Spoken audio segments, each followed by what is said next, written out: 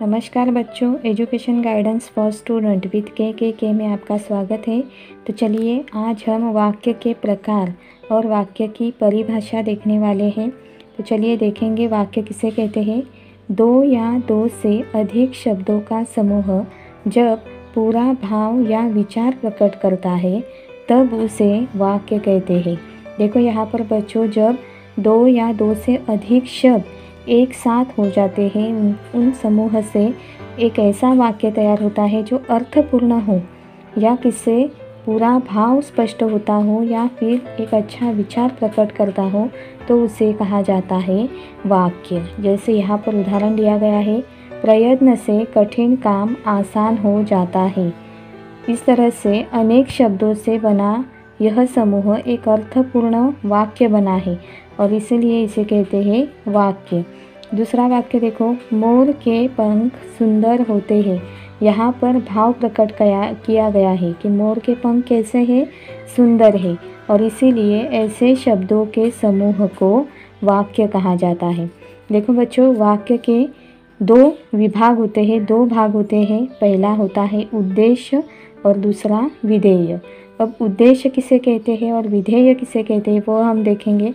यहाँ पर एक उदाहरण है, देखो बच्चों, पन्ना हीरे की खानों के लिए प्रसिद्ध है। यहाँ पर पन्ना के बारे में कहा गया है। पन्ना हीरे की खानों के लिए प्रसिद्ध है, यानी पन्ना के बारे में कहा गया है, इसीलिए इसे कहा जाता है उद्देश्य। यानी जिसके बारे में कहा जाता है उसे कहते हैं उद्देश्य, और जो कहते हैं उद्देश्य के बारे में जो कुछ कहा जाता है उसे कहते हैं विधेय। यानी हीरो की खानों के लिए प्रसिद्ध है, यह है विधेय। देखो दूसरा वाक्य हम देखेंगे, काठमांडू नेपाल की राजधानी है। यानी किसके बारे में कहा गया है, काठमांडू, यानी काठमांडू यह है उद्देश्य और नेपाल की राजधानी है, यह है विधेय।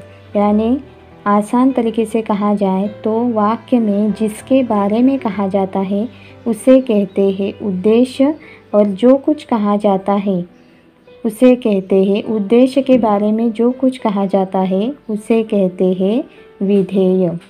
तो चलो बच्चों, यहाँ तक मुझे लगता है आप लोगों को अच्छी तरह से समझ में आया होगा कि वाक्य के दो जो भाग होते हैं उद्देश्य और विधेय, वो किसे कहते हैं। बच्चों, यहाँ पर यह वीडियो समाप्त हो जाता है। अगर आपको वीडियो अच्छा लगे तो वीडियो को लाइक करें, शेयर करें और मेरे चैनल को सब्सक्राइब ज़रूर करें। मिलते हैं अगले वीडियो में नए पार्ट के साथ। तब तक के लिए बाय बाय।